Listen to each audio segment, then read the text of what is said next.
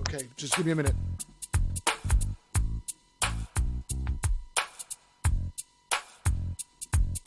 Okay, we're live again. Give me a couple of minutes. Let me just stream it again. Already did my time. I paid for my crime.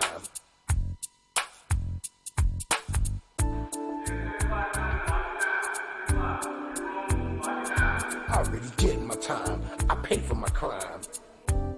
Already did my time. I paid for my crime. Guys, who's ever trying to call me and tell them to stop calling me, and I'm trying to stream this. Care about the system. It was all about survival. It was do or die. I had too many rivals. I was too young and foolish to stay in school. I learned my lessons in the streets. There was not a man I couldn't beat. I was good with my hands and very quick on my feet. I was swimming in women. I had girls all over the street. I was getting money. Life was so sweet. Now things have changed. The whole game has been rearranged. I'm a changed man. Don't need no gun in my hand. It ain't about being no gangster. Life is too short to spend it all in jail. Trying to cope with this living hell. Already did my time. I paid for my crime. Already did my time. I paid for my crime. Already did my time. I paid for my crime. Already did my time. I paid for my crime. Already did my time. I paid for my crime. Please stop trying to call me in on Skype. I'm trying to stream. I was a drug dealer, sold more drugs than Superfly, but I never got high on my own supply. I'm not proud of what I had to do. That's why I'm telling my story to you and you. I had to repent. I must admit, I was doing all kind of stupid shit. Now sit back and think it over since I've gotten older. The life I used to live, I wouldn't do it again. I was young and dumb, my brain was so numb. I was a real Forrest Gump, but I was nobody's chump. Me and Billy the Kid had a lot in common. I was the real Terminator, much meaner than Arnold Schwarzenegger. I'd chew you up and spit you out like a real alligator, especially all you haters. The opening statements are going on right now. He could be facing life in prison.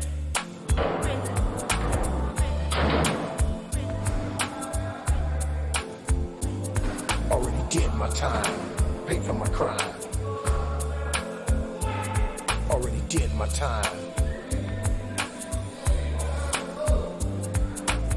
Already did my time, paid for my crime. Already did my time.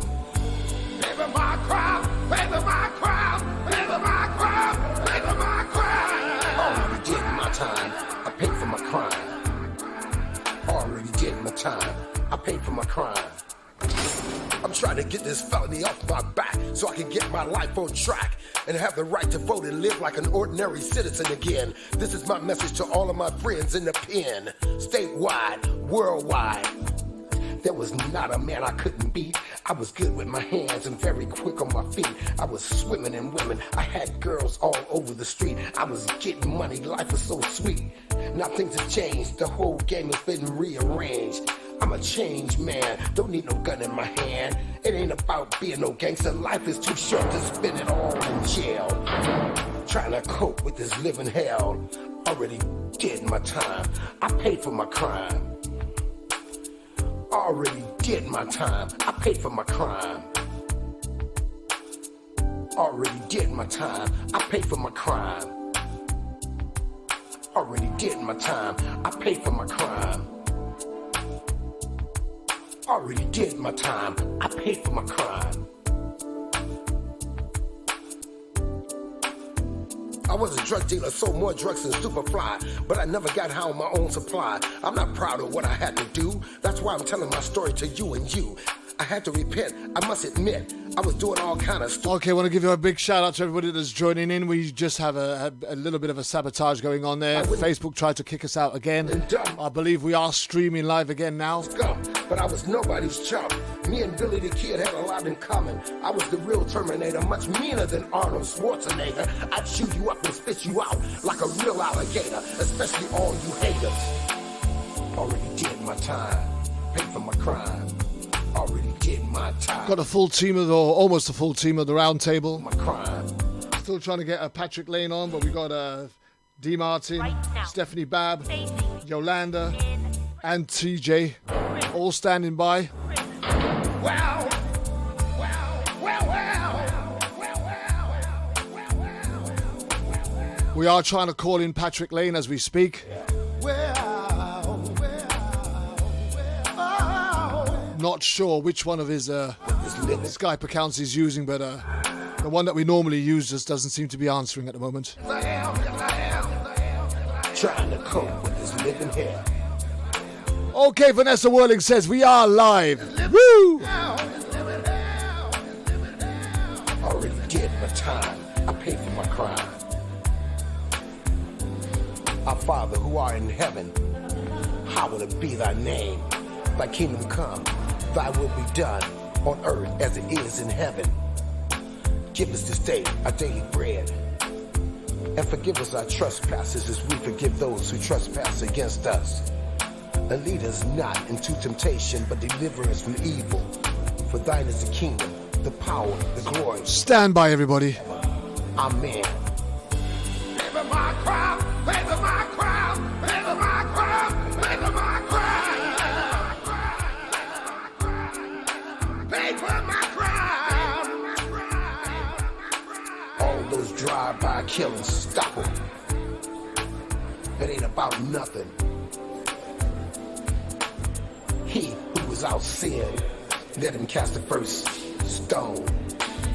Just so you know, when people actually try to call me in on Skype while I'm trying to stream, it actually stops my attempt of streaming and sets me right back to the beginning again. To all of my friends. So please don't call in while I'm streaming. Wait until I've finished. I'll know that you're trying to get in and I'll call you in or whatever. But yeah, just stand by. Patrick, we're still trying to get you in, mate. We're looking hard to find out what's going wrong. I've got the roundtable team coming in just a few seconds. Stand by, guys. We are absolutely live.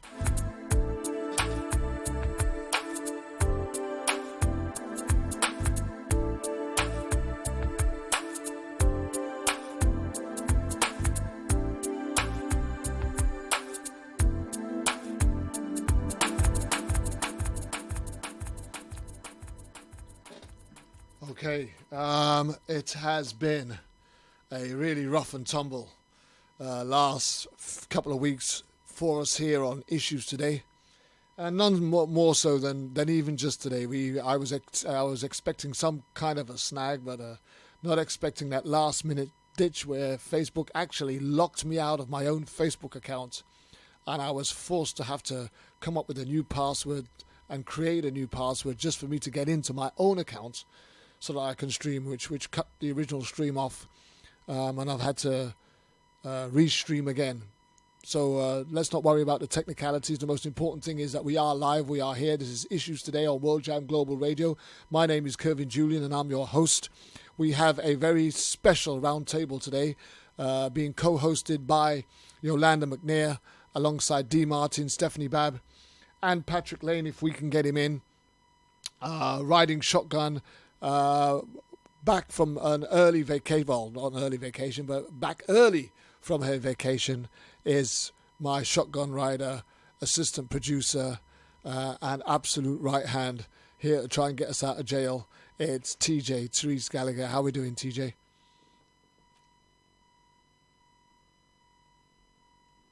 How are we doing, TJ? I don't, there she is, but she's on. Hi, it's Stephanie. Sorry, guys. I see Therese on there. She should be saying something. Yeah, she's on. She's not muted, but she's not speaking. I'll tell you exactly what I'm going to do. Shall I drop the call and call everybody back in again? Will that help, do you think? I don't know. You could go ahead and try that or see if she's going to call back in. Yeah, I think that would suffice because Yolanda is paused as well. Right, okay. So let me just drop the call and call everybody back in, all right? And then maybe we might even be able to get Patrick back in as well this time. Okay, stand by. Okay. Ladies and gentlemen, everybody cut off the call. You're going to have to cut yourself out. I'll just cut you all out if I can. Let's do that. Right. Do that. Okay, let's do this. Ladies and gentlemen, just stand by, please. We are trying to get everybody back live on the call. Here I am. Okay, so who have I got? Stephanie. I got Stephanie, Yolanda, TJ, waiting for Patrick and D. Right, TJ, we were just doing the introductions there, and we were talking about it was so great to have you back. You've been away for a couple of weeks on holiday, visiting family, and we couldn't wait to have you back so you can come and get us out of jail. But tell us, what has the last couple of weeks been like for you while we've been sweating here trying to break through this Facebook jail? It really, really, really well. After Travis was murdered, I became recluse, and so it was the first time that I was able to go on a 2-week vacation with my husband to see my youngest sister who has cancer, and to see my 86-year-old mother and my brother-in-law, and to spend some time down the ocean where we put Travis's ashes. And so, it was that was my journey. That was the mission, because I lost my other sister 4 years ago, and I just didn't want to have that. Oh, I should have told him I loved him. Oh, I should have told him I was there for them, and that kind of a personal. And so I got there and I did that, and I feel very good about. In case I do lose them, which I hope I never do, but in case I do, in the meantime, I'll feel okay about telling them that I loved them and that they meant something to me. It was very pleasant. It was very secluded. It was very quiet, a lot of quiet time, a lot of bonding. Yeah, really, really well. And so I came home early, and I came home to everybody at my work is in jail. Yeah, we're all in jail, TJ. I've been in 27 days now. Facebook has had me in jail with no explanation, no charge, no bail, no defense, no representation. So what's wrong with that story, boss? I don't know. Here's the thing. The only thing that I can tell you is this. The day I launched the promo for Annalise Thomas, right, was the day that I got banned, and I've been banned ever since. They lifted up the ban for one day and then banned me again that very same day. They're not claiming that it's the Annalisa Thomas issue. They're claiming it was the post from Botham Jean when we did the show on Botham Jean, with the killer cop that got sentenced to 10 years. Well, then that would have happened at that time. Yeah, but that show was on the 5th of October. So I'm not sure why 2 and 3 weeks later they're banning me for something that they've already allowed me to stream. So I'm struggling. They would have done that right away. I'm struggling with that one. And so then they've lifted up the ban, and then they've banned me the same day for one of my gospel motivational, the one that I did on self-control. And they're calling that spam. Oh my gosh. So well, I think, boss, I think that you are putting out so much vital information to the citizens. Well, actually, to all humans in the world. You go all the way across the world with your radio show. I think that they don't appreciate your honesty. I don't think that they appreciate the fact that you can allow someone to come on your podcast and feel free to tell the truth. And that's a threat to them. They don't want the world to know. And people that trust the police and trust don't happen to find out that they really do happen. Yeah. Right? Yeah. Absolutely. You're unbrainwashing the brainwashed, and that's Right. definitely a problem for them. Pulling a wool over their eyes, everything. And that's what they did. They pull the wool over your eyes. Everyone believes what they read in the paper, which is absurd. Everyone believes that the cops were right, which is doubly absurd. Yeah, and the platform dissects that all. So absolutely. Yeah. But here's the thing, guys. We're not going to give up. We're not going to falter. we're not going to fall by the wayside. No. I've got a team of dedicated activists and community specialists who drive me on, irrespective of what obstacles we face. And working alongside you guys, working with you guys, doing this show with you guys is probably one of the best things I can consider that I've done in my life. Me too. I'm with you there. So, And that's what. So the And I story, think yeah. So the stories that you we know- do move me. I'm passionate about them. Yeah. I build relationships with the people that we have on this show, and those relationships are not just for the 2 hours that we speak. Those relationships go on long after the show's finished. And some of the work that is done by you in particular, TJ, and Yolanda especially, and I know there are others that do that as well, but I know you two guys in particular, TJ, who extensively extends yourself to people that we've had on the show, following back up with post support network related issues to make sure that they're okay, and they've come through okay, and they're still doing okay. Yeah. This is tremendous work. You know, we have talk shows on TV now, you know, reality TV shows and stuff like that expose people's vulnerabilities. And once they've used them, they move on to the next life, not realizing what they've done to the individual that they've just exploited and exposed. Right. We may well expose people's vulnerabilities when they come on this show, but we take special care and attention to stay in touch with them and making sure that they come through this thing, and we're still with them as they journey through it. And I think that's a really important asset to have as a show. Absolutely. Yes. Absolutely. When you bear in mind that we don't have no financial resources, we're not no conglomerate TV network, we don't have a millionaire or a billionaire in our side pockets shoving money in our hands. This is all done with our own free time and just the love that we have in our very own hearts, which I find is an absolutely fantastic quality that each one of you possess, which is why I'm honored to be part of this team with all of you. Thank you. So, And we're honored to hear. yeah, so it's a fantastic journey that we're on, and having this Facebook interruption playing about with us, it's a small hiccup. It's a small price to pay for the hundreds and the thousands of people that we've given this platform to be able to share their truth. Yeah. So I can live with that. We can call that turbulence. We can call that turbulence, right? And nobody minds a bit of turbulence, right? Well, Right. no. Yeah, that's life. Okay, so Keep pushing.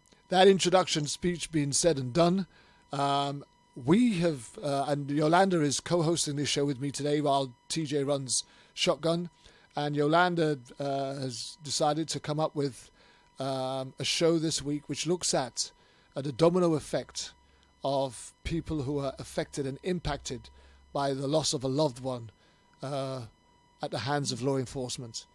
And we're going to be looking at particular stories, theirs and others, that we've had along on this journey to gain a bit of an understanding as to some of the issues in particular that people go through. And just as we've been talking about this aftercare service that TJ and Yolanda and I know Dee and Stephanie are all part of this, Patrick. In fact, this whole team does it. Maybe not as extensively as Yolanda and TJ, but I know the whole team involved with communicating with people that we've had on the show, with people that we're going to have on the show, people that have been on the show previously, etc. I know that they're all at it, they're all doing it, they're all building relationships and talking through with people, giving them additional resources and signposting them to additional places and information. I think this particular show only sort of like exemplifies the entire scenario that we're talking about, where when we start looking at that domino effect, I think we'll begin to understand why it is so important that there is an aftercare. I mean, if we remember Annalisa Thomas and how tearful she was, if we remember Lynn Eaglefeather and how emotional she was, if we remember even Stephanie Babb, how emotional Stephanie was when she did her show, and there are many others who we've had on this show who have poured their hearts out, and we've seen them broken and their hearts laid bare, vulnerable before this worldwide audience. And we've never just walked away at the end of a show thinking, well, that was a great show, now let them get on with it. We've always gone back to find out how they are, how they're doing. And several times, in fact, nearly every single show, when we finish going live, we're still on the air for a few moments, a few minutes, sometimes a bit longer, talking through with individuals, making sure that they're okay before we hang up the phone. So this is a very important show that we're about to do. And as we start to delve into it, let's just start off by introducing our guests who are going to be participating in today's show. And co-hosting this show is Yolanda McNair. So let's bring in Yolanda first, shall we? Welcome. Hello, everybody. Hi. You. Hello. Hey.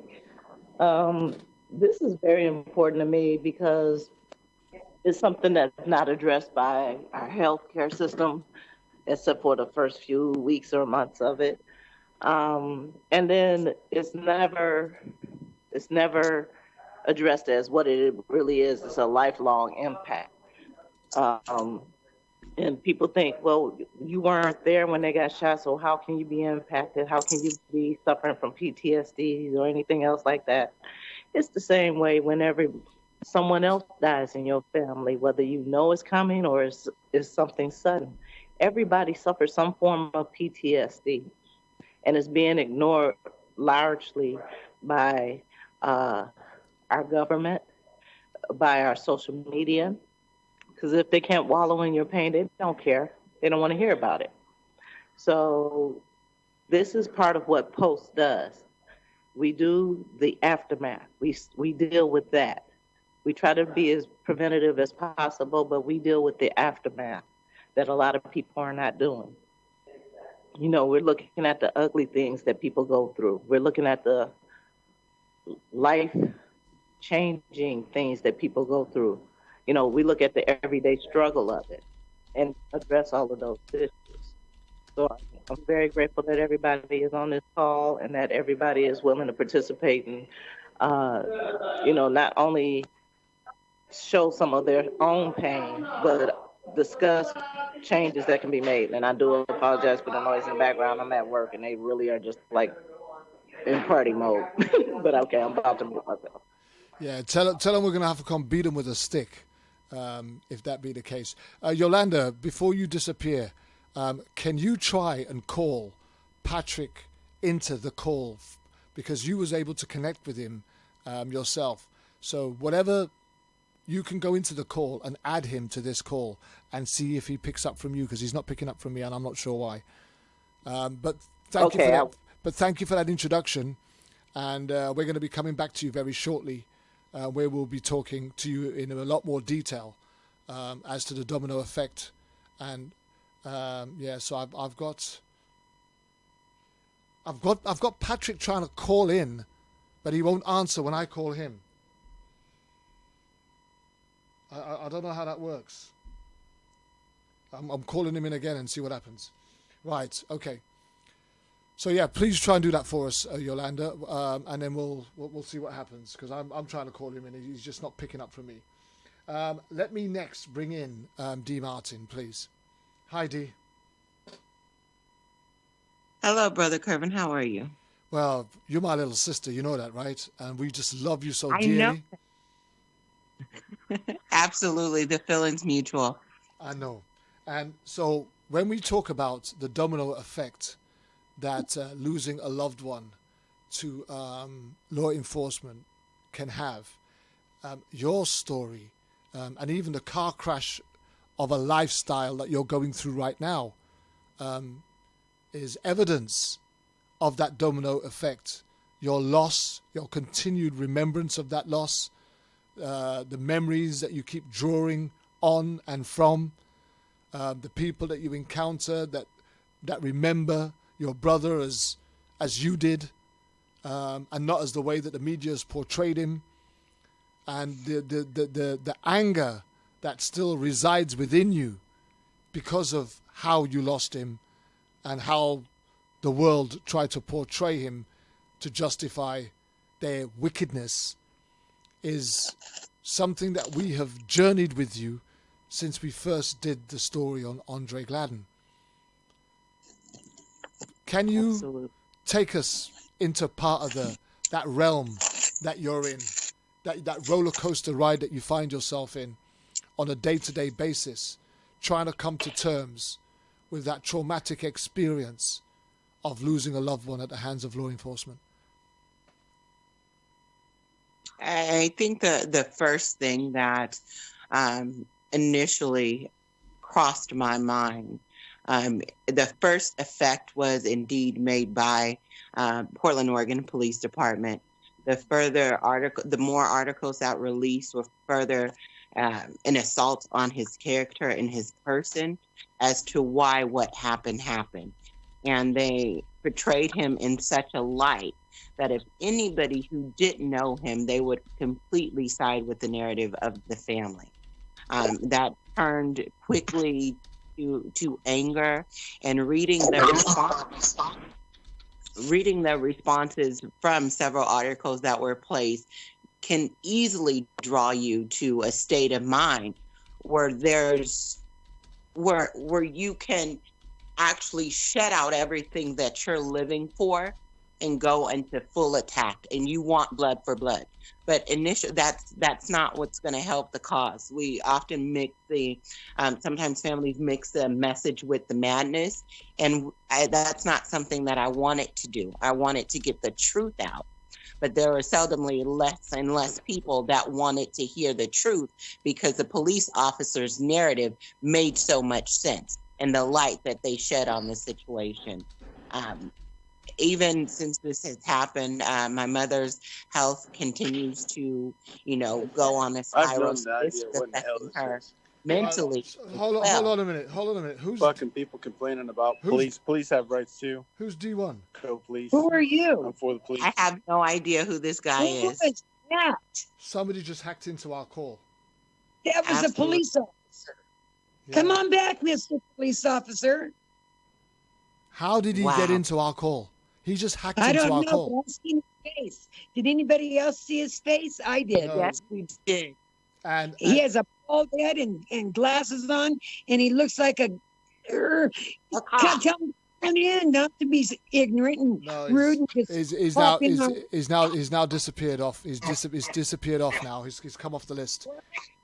I saw him. I saw his face. Yeah, me too. Wow. And I told him, come on. So here's the thing, guys. If you're listening from the outside, I want to tell you that you all heard the voice. Somebody, I didn't see the face, but somebody came onto this call and have hacked into our Skype call because we haven't invited them in. This is a private group that we have created for ourselves. This is not even anybody that we've got on our guest list or our contact list. So how he was able to hack into that call, I have no idea. Well, you know what? That's what they do, boss. And when someone does something dirty and wrong, but that's only further evidence of what we've been saying has been going on for the last few weeks. This, and some people may think that we're just, getting all paranoid with conspiracy theory. No. But I knew that there was something quite strange going on in the last few weeks, and this has just come as confirmation. But hey, here's the thing, guys. He has just been successful in distracting us from what we were just doing. We've now spent a few minutes talking about him and them rather than what we should be talking about. So let's ignore him. Forget he was even there, and let's move on. D, let's go back to where you were, please, because this is about us. This is our story to tell, not his. And like I was saying, it does definitely have a domino effect. It has divided the family in such a way. I'm not sure if I'm pretty sure that you guys have read, but there are specific documents that I've kept and I've shared with the family in regards to my brother. So one of the things that they made him out to be, my cousin was actually, Diamond Randolph was actually an individual who saw him before the incident occurred. And on the night that we were made aware, which was a Sunday night, I phoned her that morning to ask what happened leading up till the time that he was discovered unconscious. What happened when he left the home? What happened on the 4th? What happened on the 3rd? We had a conversation in which she told me everything that could have possibly raised any suspicion into why he had to go to the hospital. What happened? What did you do? Did you guys argue? Did you fight? Did he cook breakfast? What happened? And there was absolutely nothing. So the day that our family went out to meet with Danielle Outlaw and Mayor Ted Wheeler, she was actually meeting with the DA and other prosecutors in regards to supporting their story. And that was completely different from the conversation that I had with her specifically over a multitude of hours. So I'm trying to get some information here, and then lo and behold, I find out that she is stating the complete opposite of what we heard. And this is from January 6th all the way to February 22nd. And I've mentioned several times that the DA the investigators that arrived at the time of Andre's death, they had been corresponding back and forth with my cousin, and they had been responding back and forth with the actual witness. Both of their stories has changed. The individual that I'm speaking of in regards to my cousin, she is legally 5150. She's legally served time 9 years for stabbing. And for the rule of thumb, any contractor, anybody making any sort of statements in the court of the law, the first rule is to be competent. So you take someone who does not speak English or barely understand it. You take someone in a halfway house that has issues that he's dealing with, also with a criminal background. And then you take another person that is legally 5150 and has an extensive criminal record behind her, and you flip them both. And now they're telling the story of the officer. So that too created so much diversion within the family, within my mother and her brother. And the whole family is completely split from the Oregon side to the California side. So we don't speak. There's no way of getting certain information from her because she's not able to state that at this time, or ever. She's not willing to open up to us. Our children, like I said before, Andre was a huge role model for the kids. My two boys, my other two nieces, and school-wise, they've always been good kids. They'd have hiccups every now and then, but now it's more rapidly. It's happening more often. I wouldn't say that their grades are declining, but their behavior is closed off. They're adopting the mental part of what's happened, and they don't feel comfortable in front of law enforcement. They don't want to participate in school activity. They don't want to have any sort of confrontation or experience with anyone because they automatically fear. If you did this to a blind person with no ability to defend himself, then what would stop them from doing it to me? Here's the thing, Dee, very quickly. When I was growing up as a kid in school, you know, having the police and the fire services coming to your school was always looked at as a real big occasion and a real positive experience for the kids in particular. You know, the officers would stand up at the front and talk about what law and serving the law and everything was about. And as a young kid, those are the type of things that if you had good integrity, good morals and principles and a good upbringing, you'd be thinking to yourself, well, maybe I could be like him when I grew up, right? Right. But that is so far removed from the truth in current day practice now. Is that type of thing still taking place in schools where police, law enforcement are coming into schools? And if it is, what's the sort of response and impact it's having now? I think that the reason why I think there's a lot more patrols on campus, school campus, college campuses, and pursuit of protecting the teacher, not so much as the student. We hear a lot about police, the patrol officers that are on campus that are violating and harassing these particular students because of a certain behavior that they saw outside of campus. Now, who's to say that that is the truth? I honestly believe that, and I'm going to be quite honest with you. I do not hate law enforcement. I hate the devil within them, and that is my complete truth. I mean, the truth is we can't hate law enforcement, really, can we? Because otherwise we're going to live in a world of anarchy.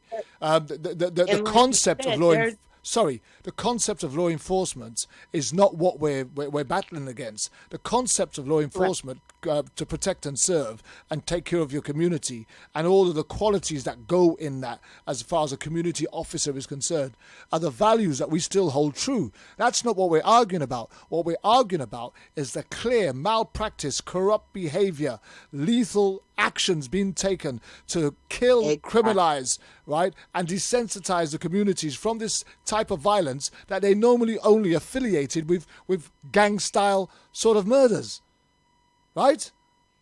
Exactly. So that's what we're complaining about. We're not saying that there shouldn't be any law and order. We're not saying that there shouldn't be any cops, and we're not saying that police are all bad. What we're saying is the ones that are doing what they're doing here, they're bad, and unfortunately, those that are supposed to be good are not doing enough to protect us from them.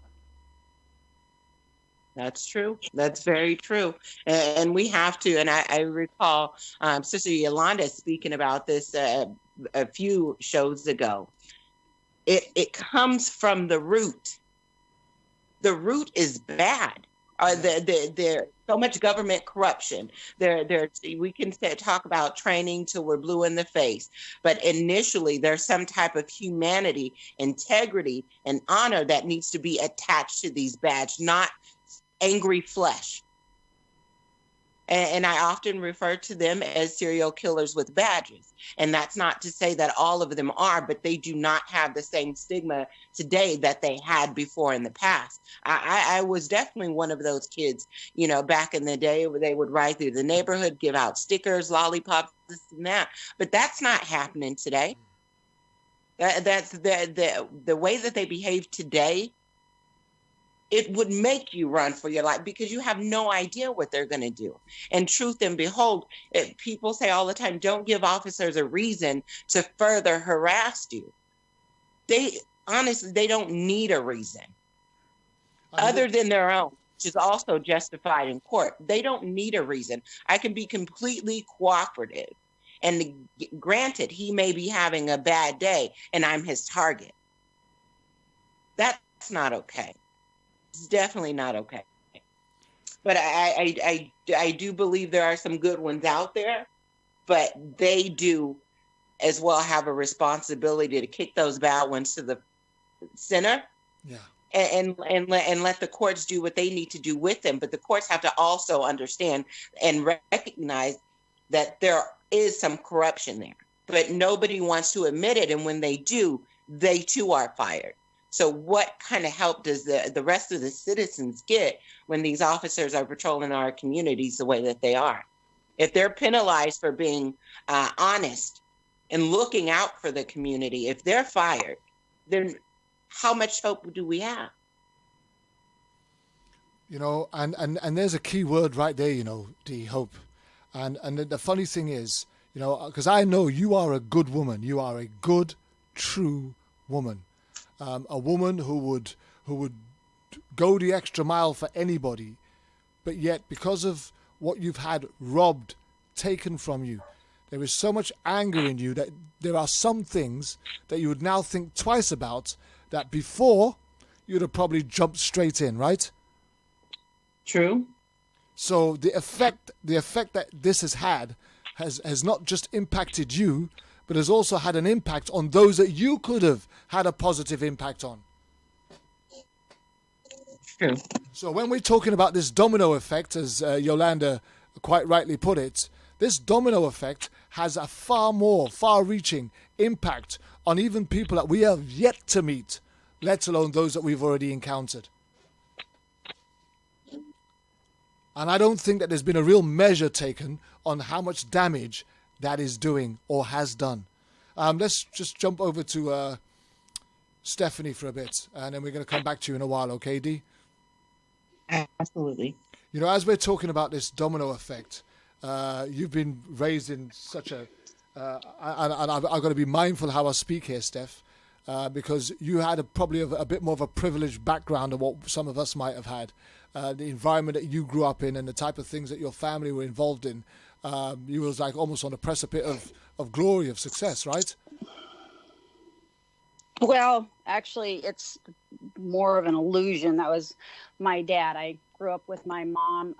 In my community, it's really important that because my dad's last name is recognized, that we present in a particular way. Not to say that we got a lot of support from that side of the family, though.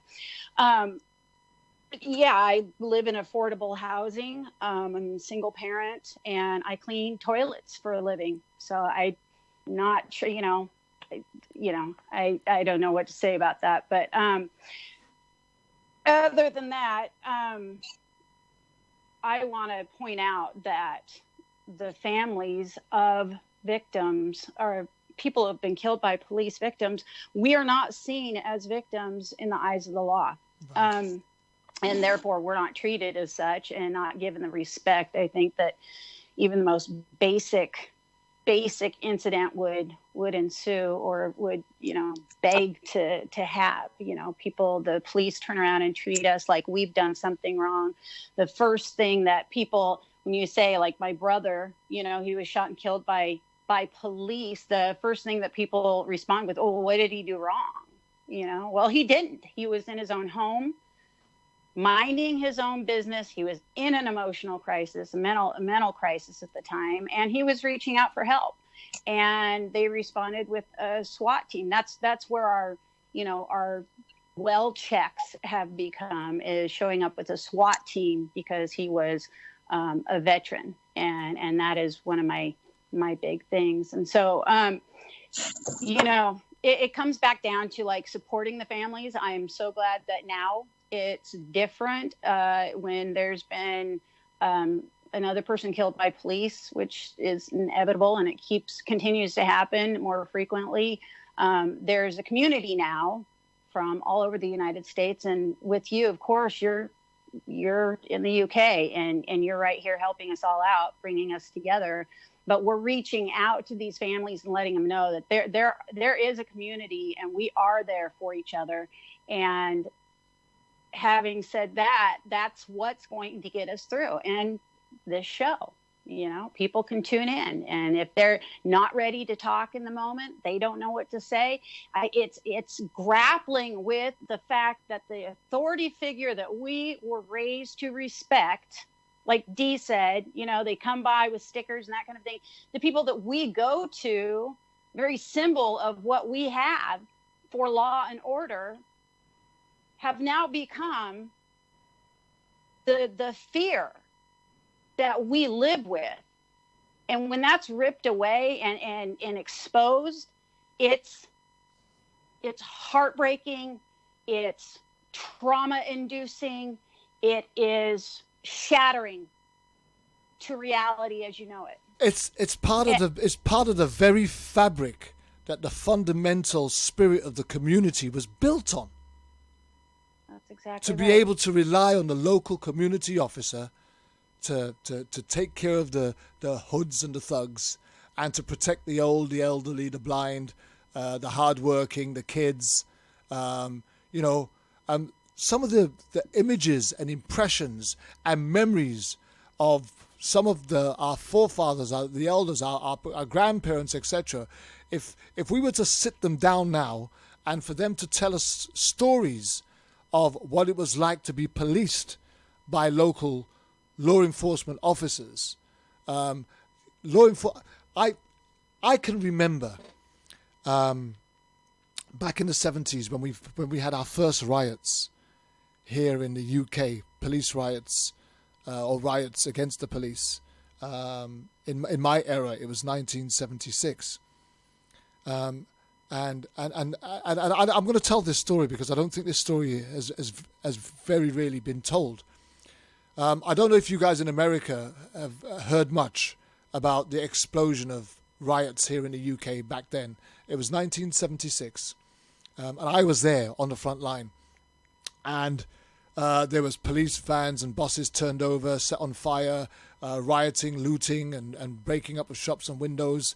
Policemen, I was there. I actually saw a policeman turned upside down and put inside of the burning fat of a hot dog fryer.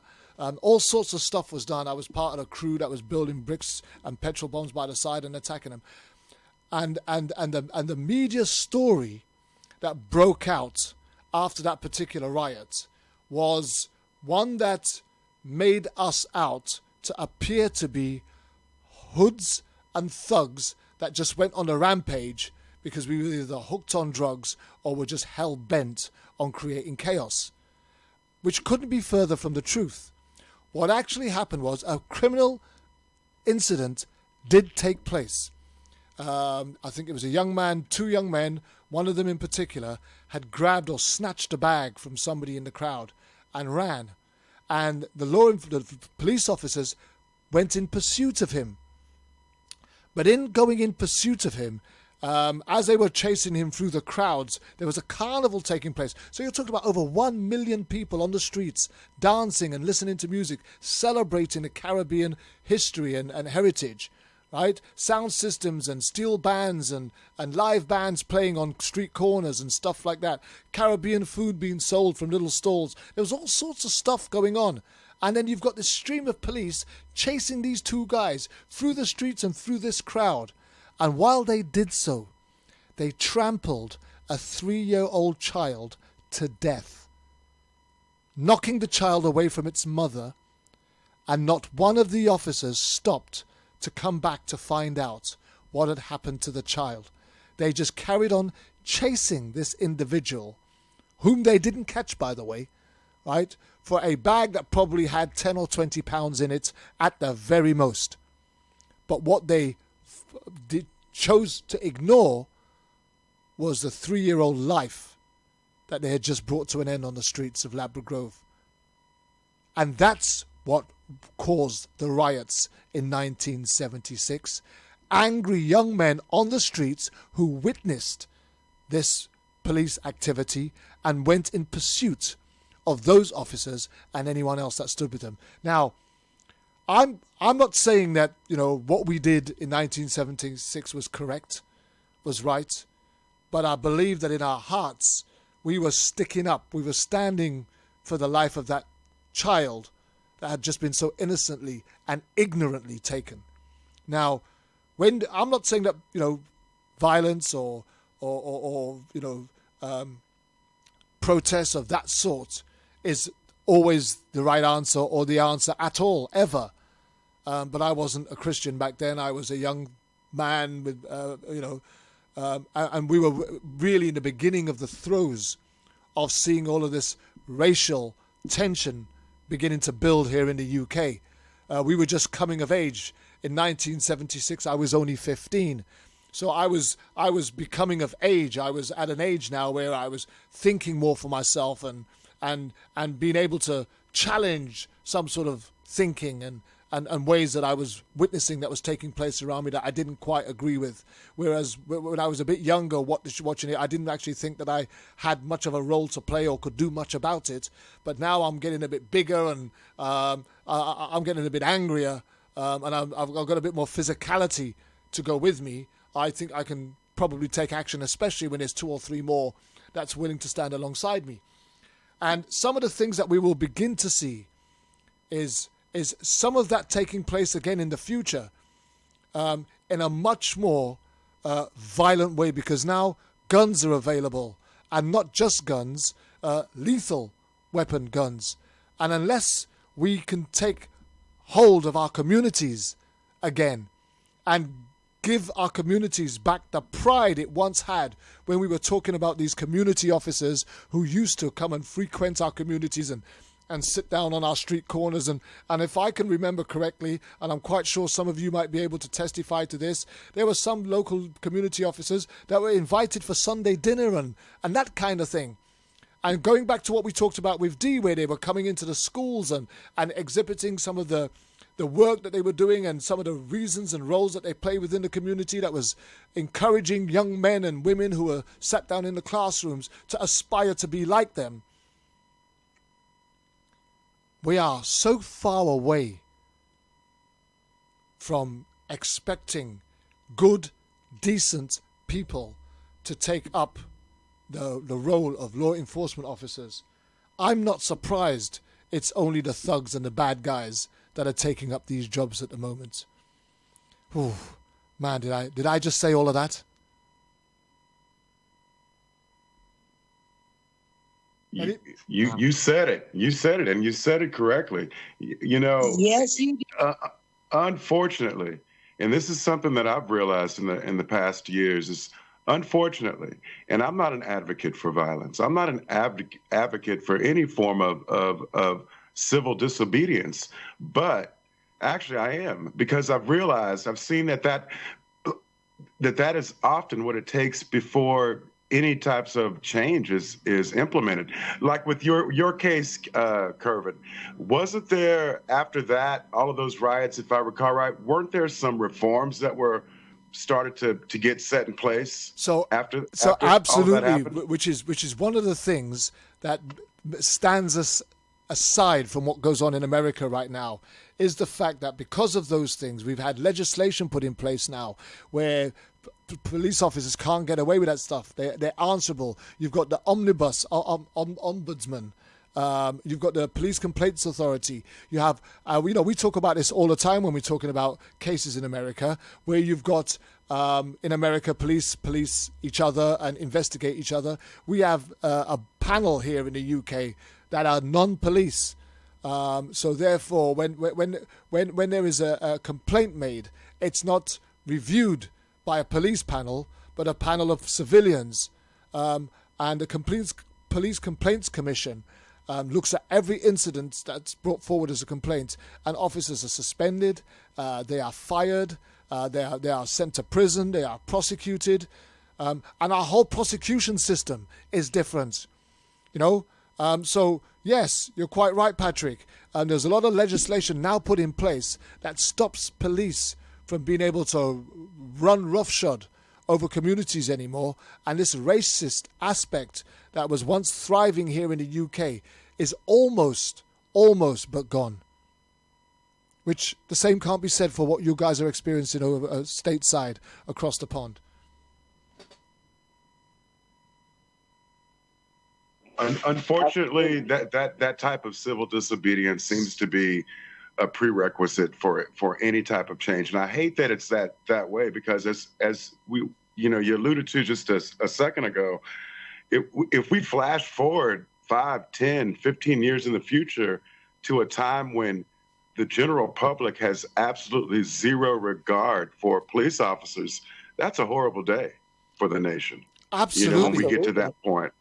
It's the total breakdown of our society, really. So, and isn't that just the type of domino effect that we are talking about when we talk about the impact that losing our loved ones to law enforcement is having? Because what are we going to tell our children? What are our children going to tell their children when they talk about Uncle John and Uncle Alan and when they start talking about some of these missing faces that are in photos that are sitting up on the wall, where people have got memorabilia and all sort of stuff still hanging up, and they're saying, well, who's that? Well, that's Uncle John. He was killed by, and when they start, that legacy that this current day law enforcement officers are leaving behind is going to be a bad taste on the tongues of humanity. That's going to be a terrible backlash to the type of law enforcement that we are going to have instead of the type of law enforcement that we could have had. And that's a frightening prospect. Yes, it is. You know, I have another generation of kids growing up that remember Adacia. I was just talking with my grandson's father yesterday, showing him a gift that I received, you know, and he said it's just like it happened yesterday. And here we are 7.5 years down the line, and he still feels it just like it was yesterday.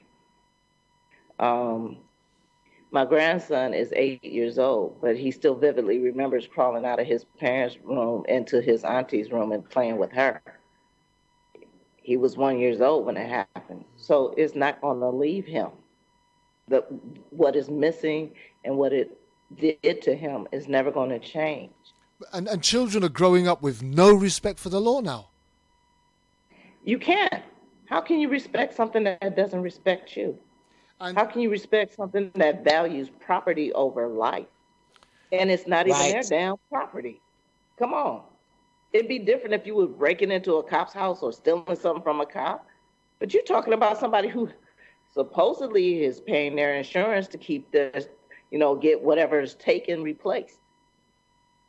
You're worrying about material shit as opposed to somebody's life.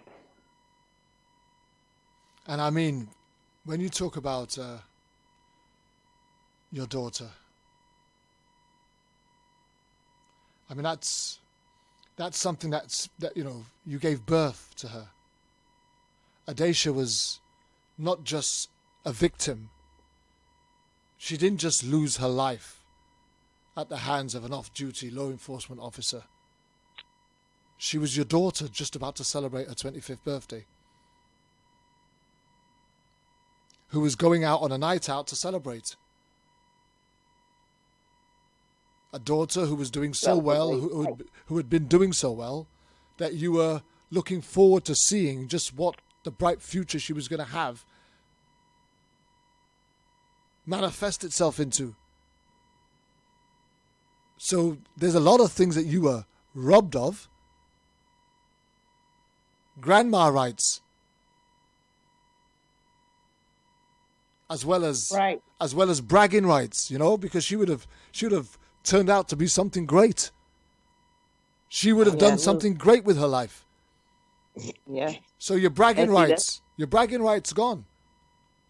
Right. And people don't see that. They don't see that not just the person whose life has been taken was robbed of something, but everybody else that loved that person, everybody else that person affected in a positive way was robbed of something. You know, I often have started my speeches with, you know, all expectations and aspirations for my daughter was stolen from me the day that they killed my daughter. And I don't think I can articulate it any better than that. And when you imagine all of the people that knew her well, that knew she wasn't no, you know, rogue or bad type of person with bad characteristics that was likely to end up in trouble or in jail, right? For them to see that how she lost her life in the way that she lost her life, imagine the thoughts and the feelings that these people have been left with. The domino effect that we're talking about, the impact that it has a much wider range of impact than just the individuals that are directly involved with the particular person that's lost their life on that occasion, right? Exactly. And I literally just talked to one of her friends who, you know, was like, they said, I wish Adacia was here to celebrate this with me. She can't see these milestones that my kids are making. You know, just because a person was removed from a family doesn't mean that they were removed from the village. Exactly. My daughter had hundreds of friends. She impacted hundreds of people. And what was taken and what is taken every day from us are our future doctors that can cure these diseases, are our future scientists who can figure out a way to make this planet last longer, our future politicians that won't screw us over just because it's something to do. You know, we're talking about the domino effect, the impact of losing a loved one at the hands of law enforcement has, and when we first started it, we were talking about some of the particular individuals that we have on the round table, for example, who have all experienced losing a loved one. And as we begin to examine the impact that losing a loved one has to law enforcement, with the domino effect that it also brings with it, as we start to look at the wider circle of people affected by that loss. You started off with a village, but we're talking about whole communities are impacted. Whole communities are impacted. You know, if you talk about Adesha, she went to school. We talk about Captain Bab, he was part of an army. We talk about, Andre Gladden, who was so loved by a very large and widespread family and community. We talk about Travis, TJ's son, who had a wide range of friends in his community also.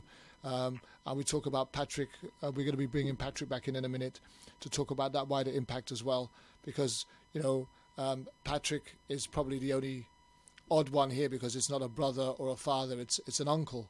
And we have very few.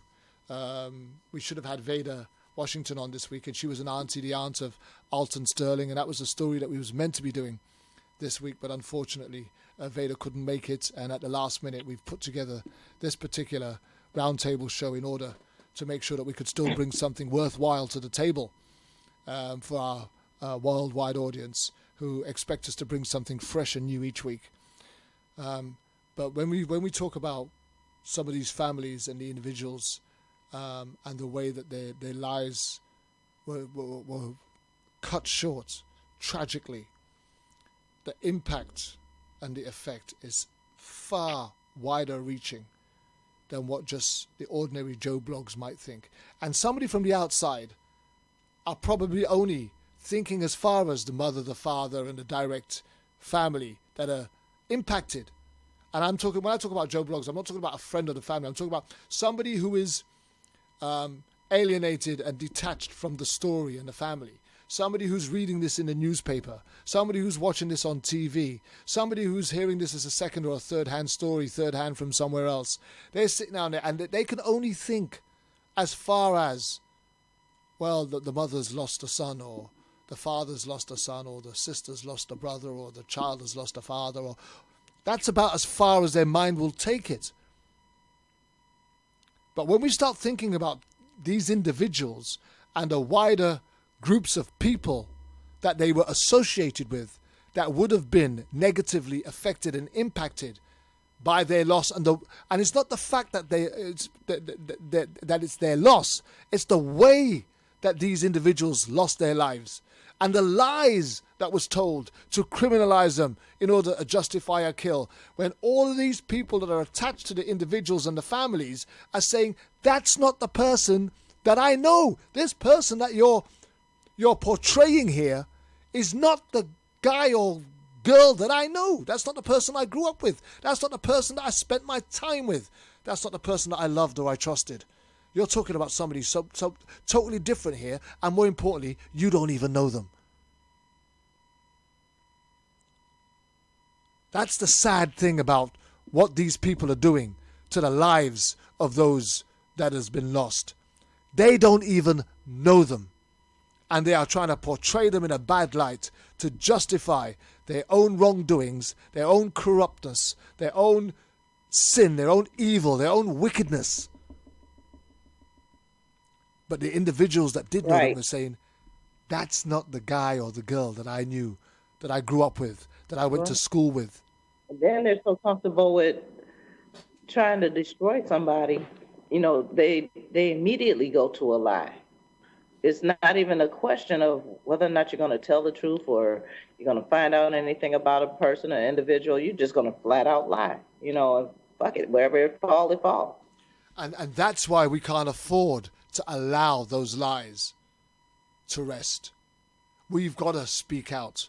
We've got to have shows like this. We've got to have roundtables. We've got to have individuals that are able to tell their story. We've got to.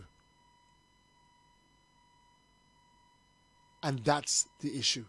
We have to keep these stories, these memories, these souls alive, so that those people don't forget. And I'm not talking about the people that knew him, because the people that knew him will never forget. I'm talking about the people that took their life, the people that soiled their name, the people that propagandaed in order for them to justify a kill. They can't be allowed to rest easy while we're all still struggling with the loss of loved ones. While we've got families that are crying every day, telling sad stories to children who want to know what happened or why. Let's bring Patrick back in. I think, thank you. It's really good to be here.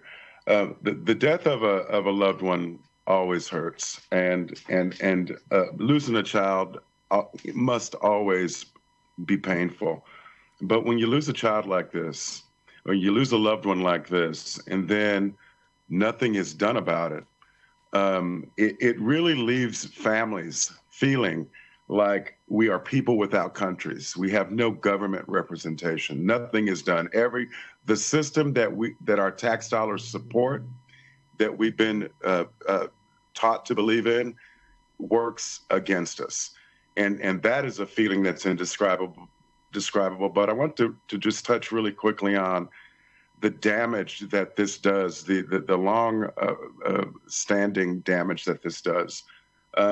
I'm the uncle of Taylor Rock, who was gunned down March 31st of 2014 by two officers who coordinated to lure him onto the road to do him harm.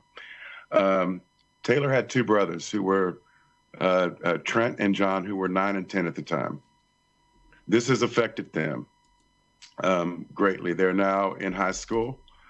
They are distrustful of police, as they should be.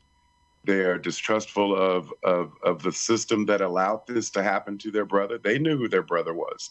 They knew he was no criminal. They knew who he was. So you have a mother who despite being extremely strong, is in a depression that she can't get out of. And I was talking to a friend last night, and a mother, and I asked, how long did it take you to finally crawl out of that dark place? And she said 10 years. And this is just so sad. It really spreads and ripples throughout the entire family, and the entire community is affected. And that's why these families, and I want to get back to the mothers, because I think that their stories are so incredibly powerful. But these families need we need closure, and we need awareness about this. And we have, through our experience and our tragedy, we have been appointed the highwaymen and women for justice, and getting this word out that this is going on.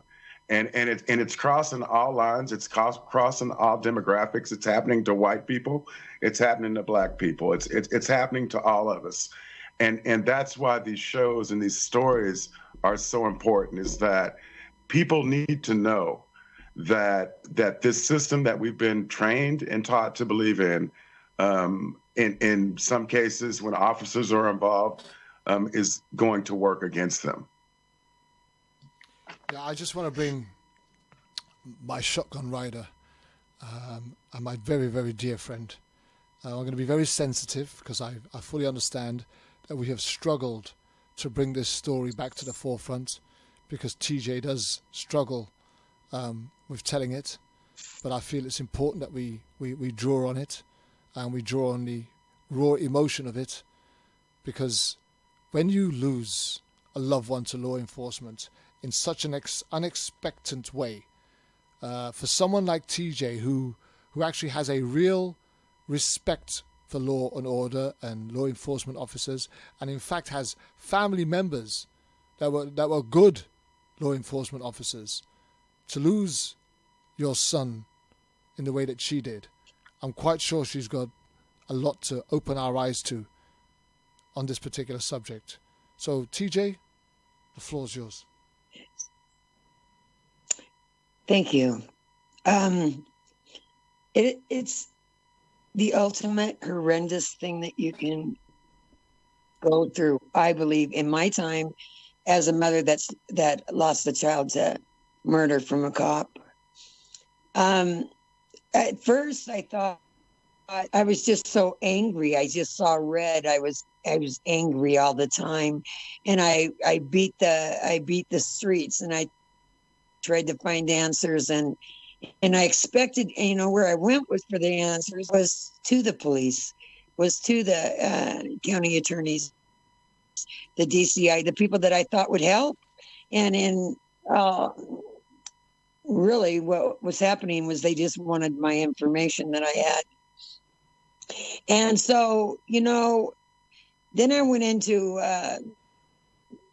such a deep depression that, and I'm not a depressed kind of person. It was just really, really physically bad on me too, because if you're not a depressed person, you don't have that depression in your head, and you go on with life, and it's pretty good, and you deal with things that you are subjected to, and it's relatively easy to do. But with PTSD, it put me down, and I sat in a corner of my house in Rock Springs, Wyoming, for 7 years with a loaded gun. I quit. I didn't go out anymore. I didn't lunch with my girlfriends.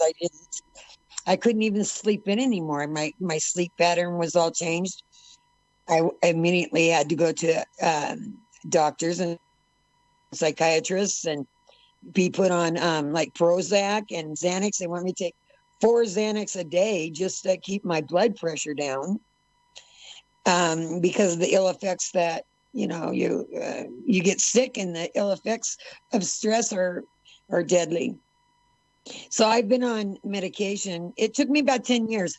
And what happened was 7 years after Travis was murdered, we got to be able to have the opportunity to move out of Wyoming, because I just never, always looking over my shoulder, still am, but not like there, because they made it very obvious and very aggressive on me, and took advantage of the fact that my husband was gone. And I had Travis's kids. They came and took Travis's kids because his girlfriend agreed to work with them. And they gave those children to her. And here was a drug addict and alcoholic, and with 2 2-year-olds. And they were in 3 car wrecks. Oh, no, excuse me. 2 car wrecks, 3 drug busts, where Taylor, she was 2 years old and she could identify whose pipe was whose. I found that so disturbing. Then an attempted murder. They had just passed the law of child endangerment, that they were going to put up with no child endangerment, and you would be prosecuted and you would be sent to prison. Well, that never happened with my grandchildren. Taylor, London doesn't remember his father, but Taylor does. She was 2, and she was diagnosed at 11 with PTSD. And that is so disturbing. She has, like shingles, like people get shingles when they're stressed. She had stress blisters on her face and neck, and a very hard time to try to get through school, and not having a father, and not having the home environment. I'm not sure that really. No, that's not true, because a good home environment is good in any way. Absolutely. Right. So they didn't have the good home environment that they deserved, I guess. And still 17 or 15 years later, Taylor's 17 now, she is even more depressed. She's more yearning for her father. She's more wondering what her purpose is, what the reason was. Children that, you think, they don't know what they really had because they never had it. And Travis left when they were both 2. And That's just not a fact at all, because they've suffered their entire growing up years to try to cope with life because of what police had done to their father. And I also was one of those mothers that taught, if you have problems, you go to the cops. If you have, you're scared, you go to the cops. And, we have in our family, our bishop was a sheriff. I just realized that even though you think you know them, and they're in your church and you see them all the time, not all cops are good. And when that blue wall of silence is dividing them, they have a tendency to not say anything and walk away. Then they have a gun held at their head and forced out. So regardless of how you look at it, they're going to say, okay, well, we're not going to watch your back, and so it's so disheartening. I don't know how to, I don't really even know how to encourage my children to say that there are good cops. And how can you tell? You go up to them and say, are you a good cop, or do they have a badge, or what? It's very detrimental. It has ripped apart my family, completely ripped it apart. Nathan, my son, he was a first responder. He worked for the fire district. He's been there for 20 years. And so in that occupation, first responders, they deal with the police, and they deal with the coroners, and they deal with that level of medical response. So I told Nathan, I said, don't even tell him what your last name is, because they had different last names. I was feared for him. I wouldn't let Nathan hardly out of my sight. I didn't want him to work anymore. I told him I'd support him. I told him that not go outside. I told him not going in any burning buildings. I just tried to control him because I was so afraid that they would take him too. And I absolutely grew to have absolutely zero respect for our government. Zero. Because it wasn't just the local. It went all the way up to Washington, D.C. And it was just, they gagged my state for us to have in-state council. And, why would they do that? Why would they take away our rights, number one? And why would they, wouldn't that show some type of signal to the community that there's red flags going up if you're gagging a state and you can't get an attorney? Or are they projecting that, oh, well, she can't even, we got good attorneys here. She can't even get Jerry Spence out of Jackson. So it's not a very good case, or the kid did overdose. My child did not overdose. He did not overdose. He was healthy, strong, and normal. They cremated him without our permission. I never got to see him. He went to school. He went to jail on May 22nd for a traffic violation. That's all he ever had was traffic violations. And his girlfriend was with him at the time. Well, consequently, they took her to an apartment building. So she had already been working with the police. And they took Travis to jail. So I called, of course, and I was going to bail him out. Done it many times. Expected the same thing. It was Memorial Weekend. Well, on the Memorial Weekend, I didn't realize, I wasn't thinking, when the jailer told me, well, he has to see the judge on Monday. Well, there's no Mondays on Memorial Day weekend. Everything's closed. I didn't put it together. And I just said, okay, we'll tell my son when he goes to court, I'll be there. And he had 7 charges. And because he didn't pay for 2 other tickets, and then the ones that running and whatever. So, and his girlfriend was doing the same thing and didn't get charged for anything. So, it's just their agenda, what they want from you. So they talked Travis into, on the 22nd, they talked him into working for them because they were looking for some other people that had to do with the bigger investigation. And they knew that Travis knew them. and they needed him to lead them to him. And so when Travis got out of jail on Sunday, the next day, 23rd, called me hysterical, crying, "Mom, hurry, help me. I'm scared, Mom. I'm scared, Mom. I love you, Mom. They let me out."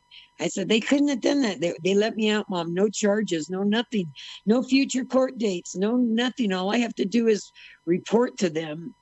And please, Mom, I love you. I'm scared. Come and get me." So right then I sent my girlfriend's children, and they got there, and they got there in like 10 minutes. And Travis wasn't there, and I never saw him again. And my life has never been the same. How could it? You know, right there. I know we've tried to get you to talk about Travis before now, and it's always been a difficult thing for you.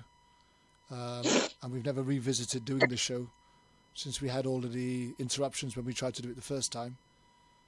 But even when you think about Travis and the way that you lost him, as long ago as it was, and this is the thing that's so difficult for people to comprehend. This is not just something that you can get over. It's not like he died of cancer, or there was a car accident and he got run over on the road, or you know. Yep, it's nothing like that. It is absolutely. I could survive better if it were something like that. If Travis was killed in a car accident, or if he had cancer or something, but he was healthy, he was strong, he was all his organs were healthy, strong, and normal. And then they accused him of being 57 times over the OD, and they threw his stomach contents out, and they tampered with evidence, and they sent me 3 sets of his clothes when I FOIA'd for his clothes, because we're entitled to that. We're entitled to his possessions. And he 15 years ago, I loved my son, and I was very close, and we did a lot together. He was 30, and I said, "So how are your next 30 years, Trav?" And he was a lot different than the first. And boy, aren't they. And so, the pain was so bad, I cried for days and days and months and years. And now you don't get over it. You just somehow get through it. Because I wake up every morning and the sun shines, and I ask the Lord for strength for that day. It's in the moment. You have to be in the moment. You can't make plans. You don't make plans. I've tried to make plans, and they fall through because of PTSD, and it's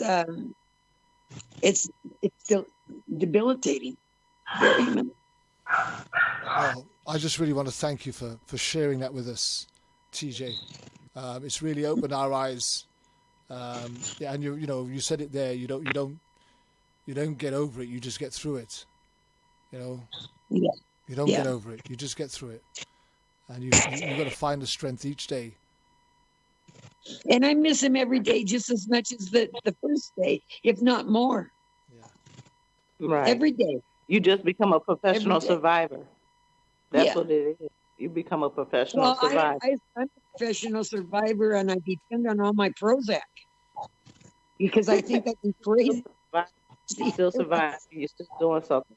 You could be sitting in a catatonic state. I could have easily rolled over and just said, "I'm done." Right. And there's a lot of people that are in that position.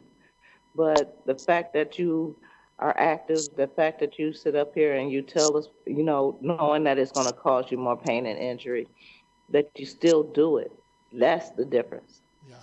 That is the difference. Well, and that's because of you guys. I haven't really done this really a lot at all. So, and I appreciate the opportunity to tell people about my son, because he was just the most wonderful, wonderful, wonderful, wonderful father, wonderful son, just a wonderful person. It was just wonderful. And so it boils down in my life that the Lord said, okay, I'm taking my son home. And that's when you stop asking questions of what the Lord, what his intentions are. Let me just say this, TJ. It's been an absolute honor having this journey with you for the past year. And we had this conversation yesterday. And let me just tell you something, folks, right? TJ is with me for life. That's it. She ain't going nowhere. She my producer. She ain't going nowhere.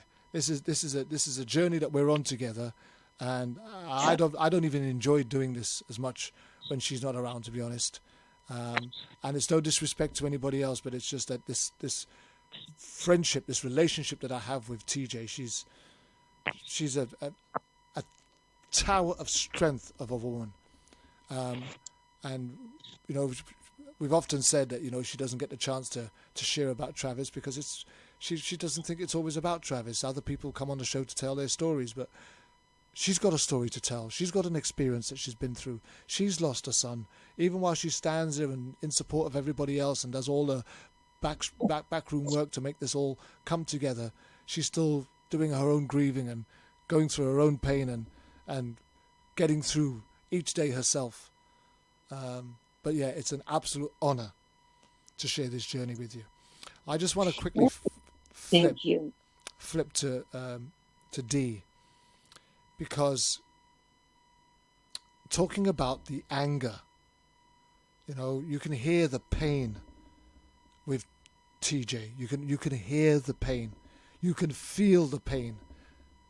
But with you, Dee, we often feel the anger. How deep does the anger lie within you, and how much of an impact is that anger causing you to have, even on those that are around you, based on knowing just how close you and Andre were?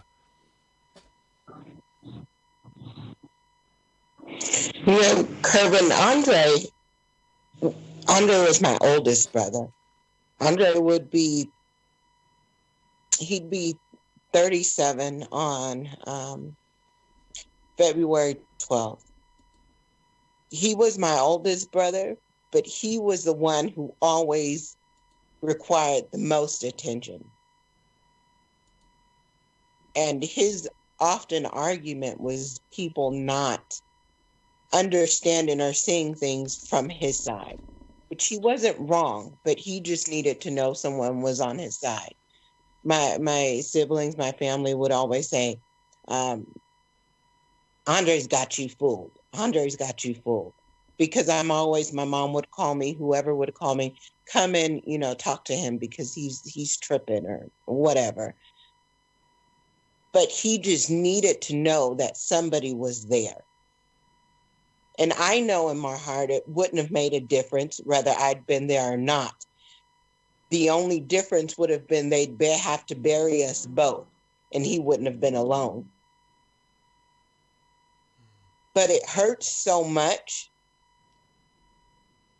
because every time he called, I would be there. And I prepared his whole luggage for him to go there. And he said, well, Donna, I can't go Dee, I can't go if I don't have this, this, and this. I'm like, yeah, right. So I'm trying to get him to stay. And the thing that kind of pisses me off is that my mother had a feeling that she knew this was going to be the last time she sent him.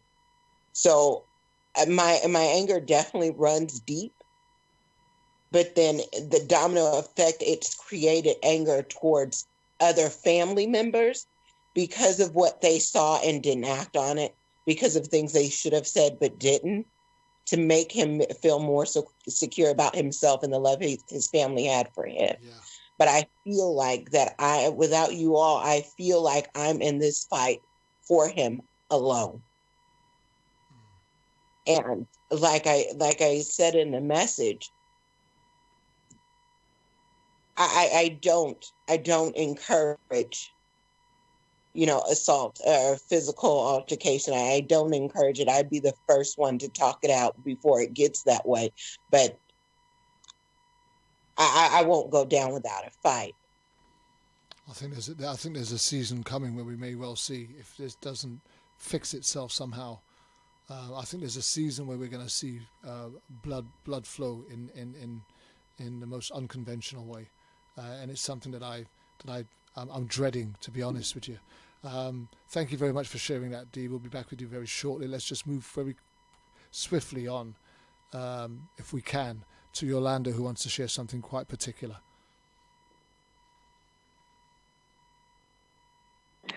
Okay. One of the reasons that I wanted to do this was because of what happened to Tatiana Jefferson's father, Marcus Jefferson. I'm sorry for the background noise.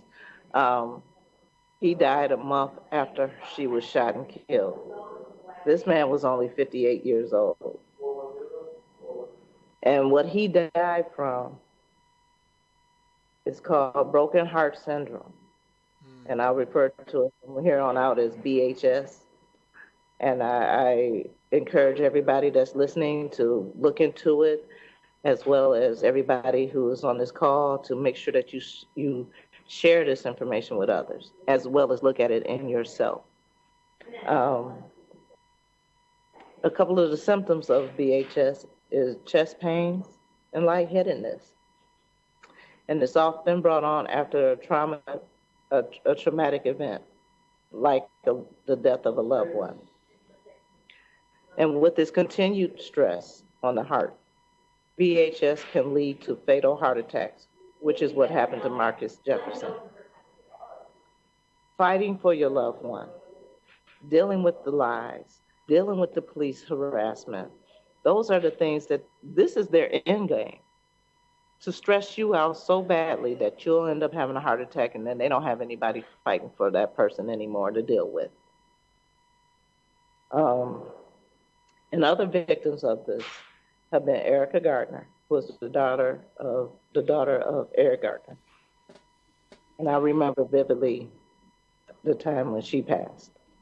Too young, 27 years old. Come on, y'all.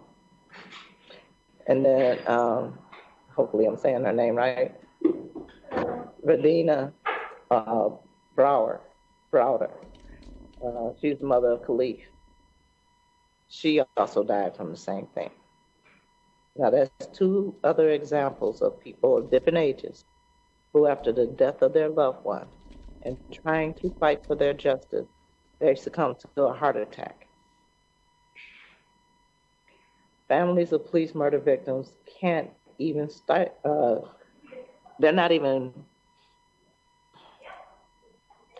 this is a weird thing.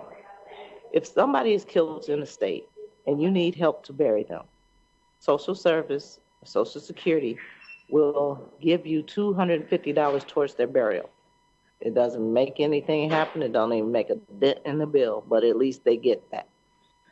But family members who have lost a loved one to a police murder, we don't qualify for that, even if the officer is found to be wrong. We still don't get that benefit. And understand, I'm 52. I've been working since I was 16. I've been putting money in, and I usually work 2 jobs, so I'm putting more money in than the average. But I still wasn't qualified to get that to bury my daughter. We all suffer this. These are the things that we are referring to in the domino effect, and people dying behind it. My sister's 2 years younger than me, and she had a stroke 2 weeks after we buried Adacia. A stroke. Wow. My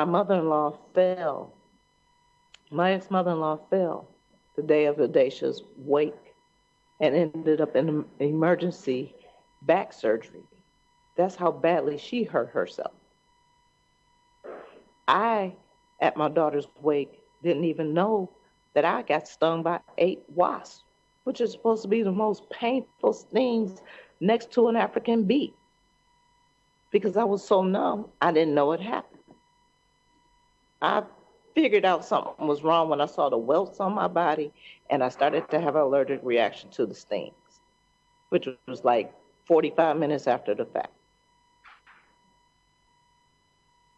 What we go through, the trauma that our bodies go through and our minds go through, is something that cannot be written down on paper and dismissed. Yes. We need the help, and we need to help each other. When you see somebody that is, and I'm going to use the term going under, because they're drowning in their pain and sorrow so much that they cannot come out, they cannot communicate with people. If you don't do nothing else, go sit with them. Because that's all that they really need, your presence. They don't need your conversation.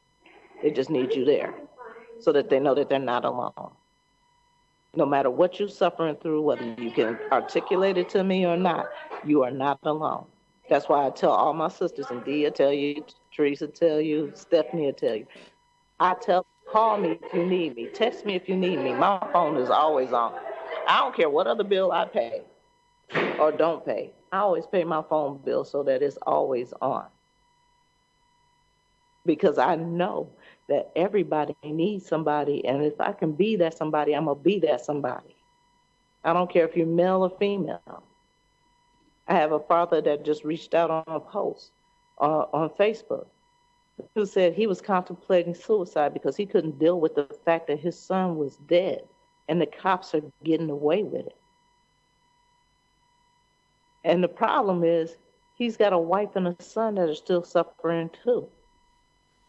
So you can't opt out. I told him, call me, text me. I talked with him for like an hour. You cannot opt out of life because it's getting hard. We have to do what we can to make it change. And if it means we got to drag every one of them dirty cops kicking and screaming to jail, that's what we're going to do. Here's just but we can't do this. Here's just a couple of quick pointers. Family of Marcus Jefferson said that the family said that Atiana's father died of a broken heart. They said that he was taking his daughter's death terribly, and he wasn't sure if he would be able to handle much more. According to the Mayo Clinic, you can die of a broken heart. The symptoms of a broken heart syndrome, which include chest pain and lightheadedness, are often brought on after a traumatic event, such as the death of a loved one. They also say that continued stress on the heart through broken heart syndrome can also lead to a fatal heart attack, and that's exactly what Marcus Jefferson suffered. The deaths of countless African Americans at the hands of police has led to a string of people dying of broken hearts in its wake, according to the New York Times. Eric Garner, the daughter of Eric Garner, whose death by an illegal chokehold sparked the movement against police brutality across the nation, died of a heart attack at the age of 27. And Venida Browder, the mother of Khalif Browder, also died from the same condition, according to the New York Times. Broken heart syndrome is very real, as Yolanda has just said. And referring to Marcus Jefferson, it's quite obvious that's how he also came to pass. You know, we've probably on about 11 minutes left of the show, and it's important that we try and get everybody back in as we can. I just want to bring in Stephanie Babb if I can, quietly waiting in the wings once again. But Stephanie, you know, it's but by the grace of God we go, and you know, you having lost your brother at the at the hands of law enforcement, him being a veteran, captain in the army, serving his country, last thing that you'd have expected. I'm quite sure, you know, you were very close to having your heart broken. I'm more concerned about my mom and my sister. My sister was the executor of his estate and had to turn that job over due to her health. And my mom, who's now a shut-in, has had strokes and many strokes since then. It's been almost 5 years, like I said before. And I worry about her constantly. The stress is palatable talking to her when she can actually even continue to keep a conversation going. I hope that she's listening right now. I tried to walk her through getting on the link so she could hear, because I wanted her to know that she's not alone, that there's other people out there suffering, and that unfortunately this isn't a unique situation for the families, but that the way to get through it is by being and doing it together. Quite right. And as emotionally shaken as you were, you managed to just do this well poised. So thank you, Stephanie, for dropping that last bit in there for us. Taking it back to Yolanda, you really, wanted to bring this story of the domino effect, and especially in particular the broken heart syndrome, BHS. As a co-founder of Post, doing the work that you do, we hear so many stories of families falling apart, broken, divorce rates going high, where the sheer traumatic experience that losing a loved one has is almost enough sometimes to break a family apart in the midst of all of that heartbreak and chaos, because people struggle to deal with grief collectively and tend to try to isolate themselves and deal with it on their own. This brings about a real double negative effect, so to speak, because for the individual, they've lost their loved one, but now they're about to lose each other. That's also a harsh reality, right, Yolanda?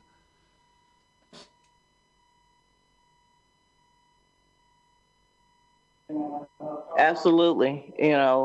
I have seen families tear themselves apart because they don't know what to do, go through a divorce because one parent can't handle the loss, and they turn to vices to get themselves through their day, distract themselves from their pain. I know several people who have gone through divorces because of that. And sorry, just because people deal with it differently, sometimes the simplistic arguments are, you can't feel it as bad as I do because you ain't showing it the way that I'm showing it.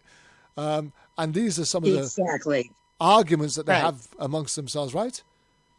Right. Yes. And you can't tell somebody how to grieve or how to handle pain. I mean, I'm gonna go from my example. My audacious father, my ex-husband, couldn't handle it. He wanted a girl so much. When we found out I was pregnant, the first thing that came out of his mouth, I hope it's a girl. I'm like, what's wrong with you? Don't most men want a son first? But he cried like a baby when I had her. And the only other time I saw him cry that hard was when she died. And he couldn't handle being around people that loved her and wanted to talk about her because it was just too much for him. It hurt him so much. He said, if it wasn't for these other kids that we had together, I would die. I know I would die. He said, so tell people that I am here and that I got your back, but you're stronger. You can be physically alive and still be dead inside, right? Yeah, yes, walking around dead. Yeah. You slowly die. It kills us every day. People see us smile. They destroy our families, bring back what we've lost. No, and I mean, they can't bring it back. And statistically, when you lose a child, I've read, because I too had that problem with Brian. I didn't think he cared. He wasn't bawling his head off. I was. He didn't act like he cared. And then one day he said to me, "If I would have fallen apart, what would have happened to you?" And I thought, how selfish was I? but assuming that he would react the same way, and he didn't. And to this day, we don't react the same way, but the pain is just as hard. And statistically, if you lose a child, you either do get divorced or you get very, very close. And Bonnie and I were like, smile at every bring that divorce. I mean, to boot, and I refuse to let that happen to us. Well, guys, we are 4 minutes away from the end of the show. I just want to leave it with Yolanda to wrap it all up. Okay, you're going to put it on me. It was your show, girl. Right. Well, this is just the thing that I ask everybody. When you see somebody that you know has lost a loved one in this manner, whether they've been shot, ran over, tased, somehow managed to be killed in police custody, give them that respect, that they are in pain constantly, no matter what face they are showing to you. Give them that. Well, TJ, we're about done. Close the show and tell us who we got next week. I think it was a really good show today, boss. Yeah. I think that we had a fantastic roundtable. Our people are so compassionate, and they're so enduring with us that, and we're a unit, we're a family. And thank you all for being here. Thank you all for stepping up when I called you on the last moment. And, I love you all. Who have we got on? Yeah, who have we got on next week, TJ? Well, next Martha Willis is supposed to be with us.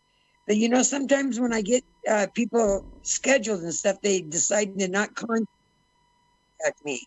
So I'll let you know further in the week, boss, like probably tomorrow. Okay. So just so our audience know, while we are, there's myself, Yolanda, Patrick. We're all in Facebook jail at the minute. None of us are able to post stuff or share stuff, or you're not able to see notifications on our walls. So we're kind of keeping the streaming times and concepts low key. But just know that we are here every Saturday, same time, same place. We ain't going anywhere. And we look forward to being with you again next Saturday when we'll have another edition of Issues Today.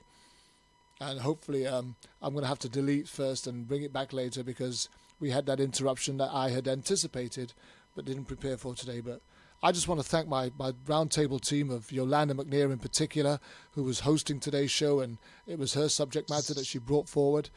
Stephanie Babb, Dee Martin, and Patrick Lane. And riding shotgun, as ever, is TJ, Therese Gallagher.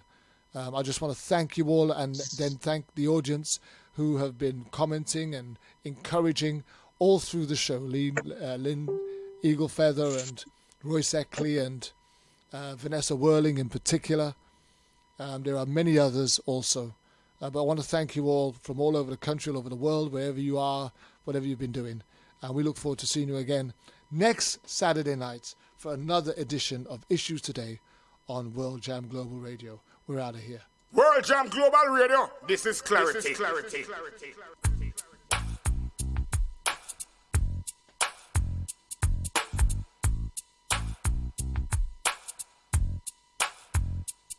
Already did my time, I paid for my crime.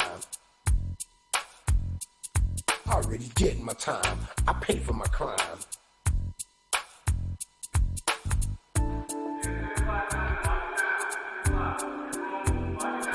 Already did my time, I paid for my